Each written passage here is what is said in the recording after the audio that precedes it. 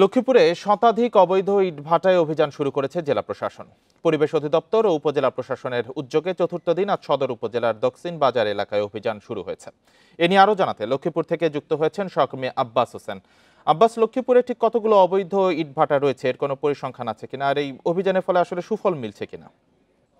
আসলে কিন্তু আজকে এই অবৈধ ইটভাটার বিরুদ্ধে যে অভিযানের যে চতুর্থ দিন চলছে, তা আমরা সকাল থেকে সদর উপজেলার যে লাহারকান্দি এলাকায় কিন্তু অভিযান শুরু করেছে পরিবেশ অধিদপ্তর।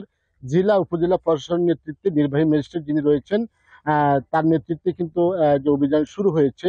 অর্থাৎ আমি এখন যেখানে রয়েছে এটি ফাতেমা ব্রিক্স, যে এই ইটভাটায় কিন্তু সকাল থেকে এখানে অভিযান শুরু করেছে কয়েকটি যে বেকো মেশিন বা বোল্ডোজার মেশিন দিয়ে বাটা যে চুলি রয়েছে সেগুলো কিন্তু গুঁড়িয়ে দেওয়া হয়েছে। পাশাপাশি যে যে কাঁচা ইট রয়েছে সেগুলো কিন্তু একদম গুঁড়িয়ে দেওয়া হচ্ছে। অর্থাৎ এই ইট বাটা যেটি রয়েছে সেটি পুরোপুরি যে গুঁড়িয়ে দেওয়া হচ্ছে এখন পর্যন্ত আমরা যেটা দেখেছি। এরপরে কিন্তু আরো দুইটি বাটা রয়েছে একই এলাকায়, সেখানেও কিন্তু অভিযান করবে, এমনটি এখানে যারা অভিযান পরিচালনা করছেন, যে লক্ষ্মীপুর পরিবেশ অধিদপ্তরের যিনি সহকারী পরিচালক রয়েছেন হারুনুর রশিদ পাঠান, তিনি এটি নিশ্চিত করেছেন। তবে আজকে পর্যন্ত যে 11টি ইটভাটা গুঁড়িয়ে দেওয়া হয়েছে। এর মধ্যে সবচেয়ে বেশি যেটি ইটভাটা রয়েছে অবৈধ সেটি হলো রামগতিতে। সেখানে 51টি ইটভাটার মধ্যে 49টি ইটভাটা অবৈধ। এর বাইরে কমলনগর 12টি, আর বাকি ইটভাটা রয়েছে লক্ষ্মীপুর সদর, রায়পুর, রামগঞ্জে।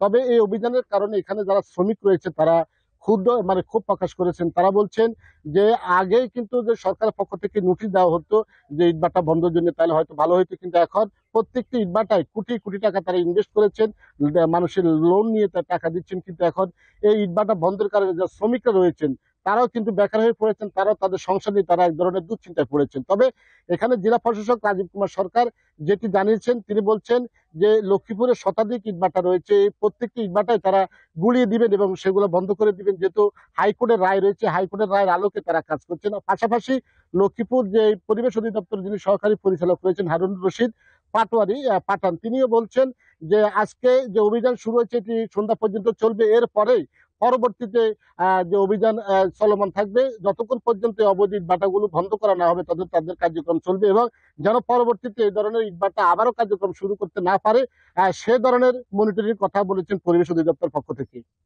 অবৈধ ইটভাটায় অভিযানের বিষয়ে লক্ষ্মীপুর থেকে জানাচ্ছিলেন আমাদের সহকর্মী আব্বাস হোসেন।